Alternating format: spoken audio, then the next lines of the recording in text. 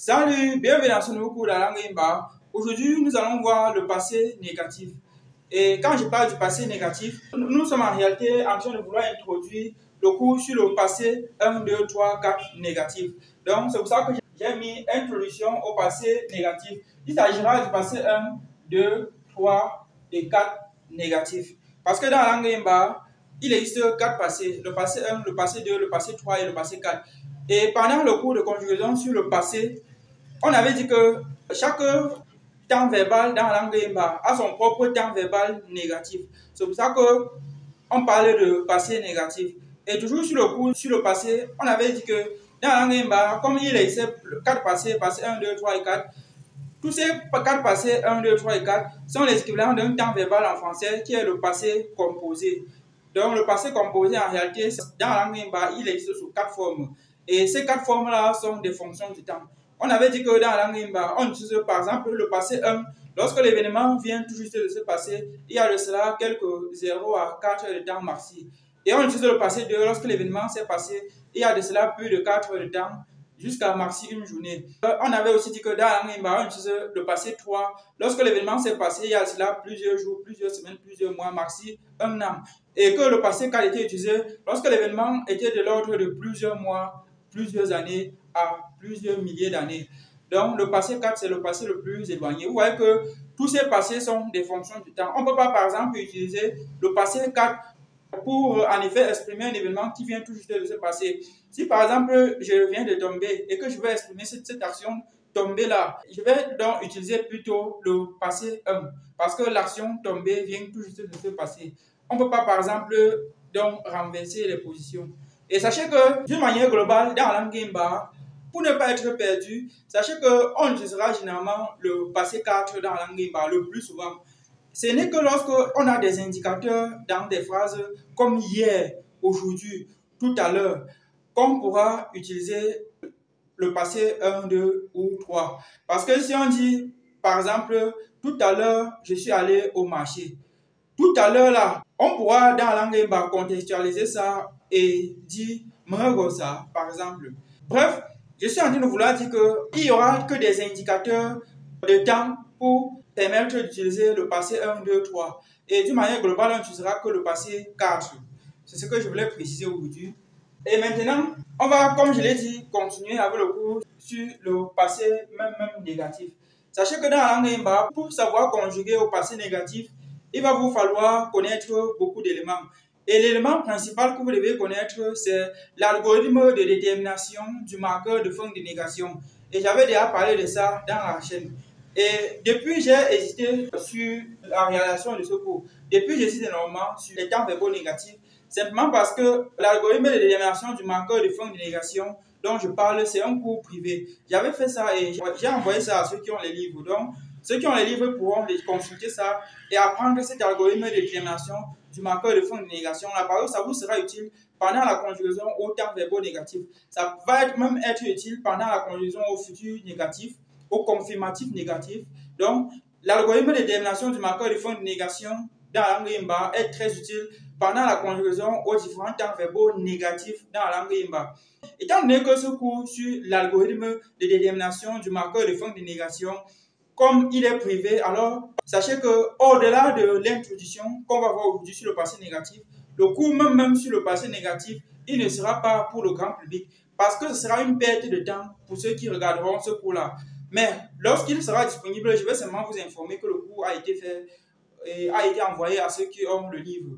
Et ça sera en réalité un regroupement de 4 cours. Le cours sur le passé 1 négatif, le cours sur le passé 2 négatif, passé 3 négatif, passé 4 négatif. Donc, tous ces 4 cours-là, ils seront privés. Je voulais préciser ça aujourd'hui. Tous ces cours sur le passé négatif, notamment parce qu'il y a dedans l'algorithme de détermination du marqueur de fin de négation qui est un cours privé. Et même si je vous donnais ça gratuitement, même si je faisais le cours là-bas, c'est-à-dire le cours sur le passé 1 négatif, passé 2 négatif, passé 3, bref, si je fais ces 4 cours-là, j'envoie ça, ça ne vous servira pas. Parce qu'il faut l'algorithme de détermination du marqueur de fin de négation. Et au-delà de ça même, il faut aussi connaître la conjugaison au présent simple. Et une fois de plus, le cours de conjugaison sur le présent simple de la langue Imba est privé. Donc, vous voyez que si je fais cela, ce sera une perte de temps. Mais le cours d'aujourd'hui vous sera quand même utile pour ceux qui ont ces livres-là, ça vous permettra de comprendre un peu plus tout ce que vous avez déjà lu. Ça va vous permettre de comprendre beaucoup plus. Donc, il faut rester jusqu'à la fin. Même si vous n'avez pas le livre, ça vous sera aussi utile puisqu'il y a quelques phrases ici, ça vous permettra d'être dans le bain. Donc, on va rapidement commencer. Comme je vous ai dit, sachez que pendant la conjugaison au temps verbaux négatifs dans la langue Imba, il existe ce qu'on appelle les marqueurs de début de négation. Ils se placent devant le verbe et il existe aussi ce qu'on appelle les marqueurs de fin de négation. Et il se place à la fin de la conjugaison, pas forcément après le verbe, mais à la fin. C'est le tout dernier mot ou phrase ou bien caractère qu'on place avant le point final dans la phrase. Lorsque on a affaire à la conjugaison au temps verbaux négatif. Maintenant, les marqueurs de début de négation, en réalité, ils varient en fonction de si on est en train de conjuguer un verbe au passé 1, 2, 3 ou 4. Maintenant, les marqueurs de fin de négation sont des fonctions de l'algorithme de détermination du marqueur de fin de négation. Et ils dépendent aussi du mot qui le précède. Par exemple, regardez ici. Ici, c'est le verbe le tac. Ce verbe ici, le tac, est conjugué ici et ça va donner tac. Or, ici, c'est le marqueur de fin de négation. Alors que le début ici, c'est le marqueur de début de négation. Voilà le marqueur donc de début de négation. Voilà le marqueur de fin de négation. Et voici le verbe qui est coincé à l'intérieur. Donc, vous pouvez aussi retenir à partir d'aujourd'hui que pendant la conjugaison à un temps verbal négatif dans la langue Imba, ceci est un principe général. Pendant la conjugaison à un temps verbal négatif dans la langue Imba, le verbe est coincé entre le marqueur de début de négation et le marqueur de fin de négation. Et vous devez aussi savoir que le marqueur de fin de négation pendant la conjugaison à un temps verbal négatif peut ne pas exister. Donc, ce n'est pas obligé que celui-ci existe. Il n'est pas obligé d'exister. Et quand il existe, il se lit comme s'il était collé au dernier mot de la phrase. Et lui qui existe là est une fonction du dernier mot de la phrase. Et maintenant, alors, pour l'obtenir, c'est l'algorithme de détermination du marqueur de fin de négation qui permet d'obtenir celui-ci. C'est ça que je voulais préciser. Pendant la conjugaison au passé 1, par exemple, on va dire K pour le premier pronom personnel et on va dire K pour le reste des pronoms personnels. K et K. Donc, celui-ci est utilisé pour le pronom personnel même, qui est l'équivalent du jeu du français. Il est exceptionnel parce qu'il a celui-ci. Et celui-ci K est utilisé pour tous les restes des pronoms personnels. Regardez par exemple ici. On a affaire ici au passé 1. Les deux phrases ici sont au passé 1. Les deux ici, passé 2. Et ainsi de suite. Deux phrases. J'ai pris deux phrases pour chaque temps verbal du passé. Et ici, regardez. Raoul Kataka. Je répète. Raoul Kataka. Qui signifie Raoul n'a pas détruit. Vous voyez que dans cette phrase, voilà le marqueur de début de négation. Voilà le marqueur de fin de négation. Voilà le verbe le tak qui a été conjugué. Raoul Kataka. Il est là. Et sachez que le marqueur de fin de négation aussi est très important. S'il n'est pas là, alors, quand vous allez même parler, on ne va même pas vous comprendre. On ne saura même pas si c'est ce que vous êtes en train de dire. Donc, c'est très important, le marqueur de fin de négation. Parce qu'on ne peut pas dire Ayemba, si j'enlève ça. On ne peut pas dire Raoul Katak. Raoul Katak, ça ne veut rien dire, pratiquement pas. C'est Raoul Kataka, un peu comme si celui-ci était collé à ça. Sachez aussi que le marqueur de fin de négation sera souvent aussi lu comme s'il était collé à ça. C'est pour ça que dans une certaine mesure, on pourra mettre le tiret ici. Raoul Kataka. Voilà. Maintenant, on continue. Ici, regardez le fameux men. Pour le premier pronom personnel, le je. Ici, on dit Mankanou. Mankanou. Je n'ai pas bu. Vous voyez qu'ici, le marqueur de fin de négation a changé. Et voilà, ici, on a le marqueur de début de négation. Mankanou. Je n'ai pas bu. Vous voyez que, voilà, on a ce fameux, celui-ci.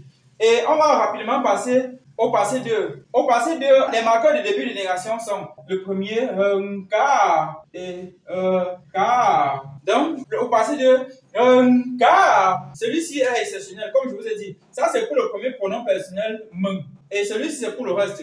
Vous voyez que ça se ressemble beaucoup au marqueur de début de négation ici. Sauf que ici, on ajoute un second A parce qu'on lit ça en traînant. Regardez. Passé 2. Si Dieu car Jimela. Je répète. Si Dieu car Jimela. Vous voyez que voilà ça. Si Dieu car Jimela. Ici on a le marqueur de début de négation, marqueur de fin de négation qui est là. Vous voyez que ça a encore changé. Ce n'est plus U mais c'est A. Si Dieu car Jimela. Maintenant, ici on continue. Ici, une autre phrase. Si Dieu car voilà le fameux R. Et vous voyez que le marqueur de fin de négation ici, une fois de plus, il a changé. C'est pour ça qu'on parle d'algorithme de détermination du marqueur de fin de négation. Parce qu'il change tout le temps. Tout le temps. La fin ici change tout le temps. Voilà. Ici, P3. Passé 3. Au passé 3, voici les différents marqueurs de début de négation. On a quoi? Passé 3. On a quête. Et on a quête. Remarquez bien qu'on dit Ça, c'est pour le premier pronom personnel. Ça, c'est pour le reste des pronoms personnels. Remarquez bien que c'est Keti. Ce n'est pas... c'est parce que vous devez faire la différence avec ça. Je vais vous montrer quelque chose. Ce n'est pas Keti. Parce que, en réalité, le marqueur de l'imparfait négatif. Si vous ne lisez pas très attentivement, ou bien si vous n'êtes pas très attentif, vous pourrez confondre le passé 3 négatif à l'imparfait 3 négatif. Parce qu'à l'imparfait 3 négatif, on dit bon, ça c'est pour le premier pronom personnel. Parce que pour le second pronom personnel, toujours à l'imparfait négatif, on aura celui-ci. On aura ça. À l'imparfait négatif. Cette remarque-ci est aussi valide pour le passé 4 négatif. J'ai dit que quoi? Les marqueurs ici sont différents des marqueurs ici. Vous allez voir ça dans le livre. Ils sont différents. Ici, on sait exemple. Qui signifie je ne volais pas. Dans la langue, cette phrase est à l'imparfait 3 négatif. On pourra aussi former l'autre phrase avec celle-ci. Il ne ramassait pas. Donc, il y a une différence entre Keti et Keti. Keti et Keti. Ça, c'est Keti et Keti. Pareil ici. Ça, c'est Keti. C'est différent de Keti. Exemple. Ora Keti. Nou kukulu. Je répète. Ora Keti. Nou kukulu. Qui signifie ma grand-mère ne buvait pas la bouillie. Ora Keti. Nou kukulu. Et c'est différent de Ora Keti. Nou kukulu. Ici, c'est Keti. C'est trop sec. Alors qu'ici, on traîne. Ora Keti. Nou kukulu. Ora Keti. Nou kukulu. J'ai fait la différence. Donc, les marqueurs ici seront utilisés quand on sera en train de voir le cours sur l'imparfait négatif. Parce que, comme je vous dis, en Yemba, chaque temps verbal a son propre temps verbal négatif. Voilà. Maintenant, je vous ai montré, on va rapidement continuer. Passé 3, on dira ici Tomo Keti Jou. Je répète, Tomo Keti Jou. Qui signifie Tomo n'a pas compris. Tomo Keti Jou. Sachez que si vous traînez ici, ça va devenir l'imparfait. Et maintenant, si ça devient l'imparfait, il y aura des modifications ici. On ne peut même pas facilement confondre. Donc, on continue. M'inquiète là. Qui signifie je n'ai pas pleuré. M'inquiète là. Voilà ça. Je n'ai pas pleuré. Par exemple, il n'y a pas de marqueur de fin de négation. Et ici, ce sont des verbes sans complément. Et donc, vous pouvez aussi comprendre. Vous pouvez aussi donc voir ça. Comme je vous ai dit que l'algorithme de négation de marqueur de fin de négation, ce n'est pas un algorithme pour rien. Il y a des cas où là, il y a le vide, il n'y a rien ici. Regardez. Ça ne veut pas dire qu'au passé 3, il n'y a pas de marqueur de fin de négation. Ça ne veut pas dire ça. C'est juste que j'ai pris les cas où il n'y a pas de marqueur de fin de négation ici et ici. Dans certains cas, il pourra avoir. On peut par exemple dire Tomo Keti Ju. Regardez, ici c'est le verbe léger, voler la canne. On dira donc Tomo Keti Ju.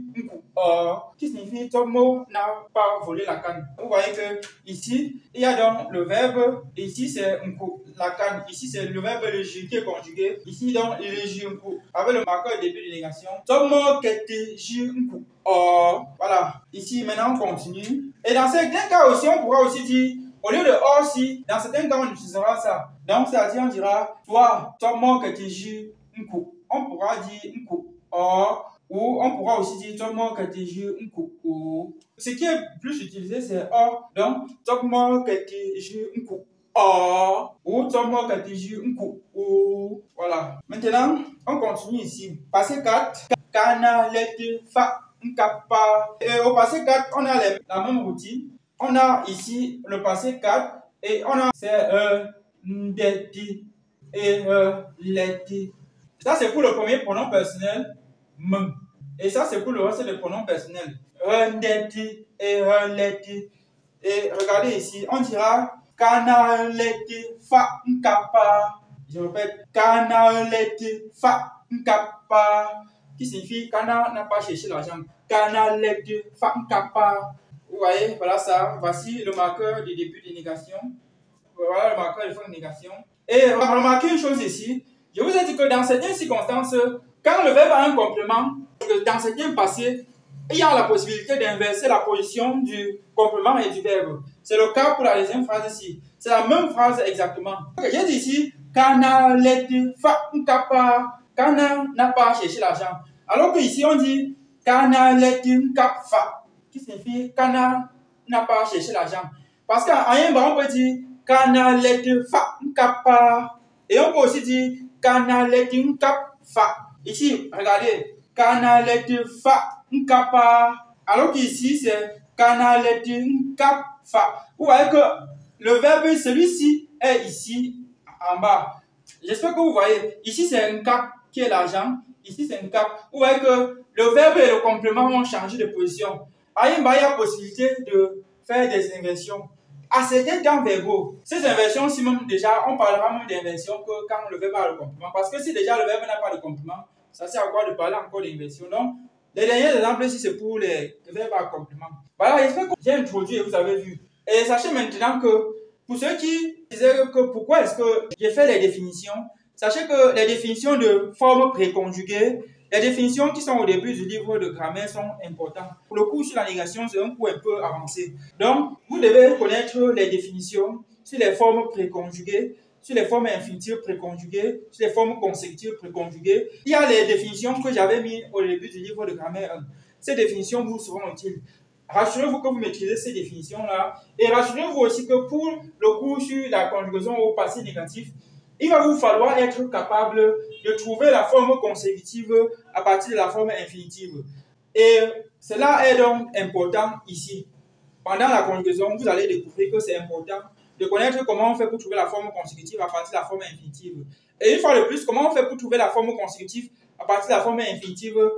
Le cours est privé. C'est aussi pour ça que le cours même de conjugaison sera privé. Il y a beaucoup de notions qu'il faut connaître pour connaître la conjugaison au passé négatif. Le cours de conjugaison, si elle met même gratuitement, ça ne va pas vous servir. En tout cas, pas que vous servir, parce qu'il y en a qui ont des livres. Pour ceux qui ont les livres, ça va leur servir. Mais pour ceux qui n'ont pas, ça ne va pas vous être utile. Donc l'introduction ici sera certainement suffisante pour ceux qui n'ont pas le livre. Voilà, c'était tout pour aujourd'hui. J'espère que j'ai expliqué, réexpliqué, je me suis répété même et que vous avez compris. On se dit donc à très bientôt pour ceux qui sont abonnés. Bye!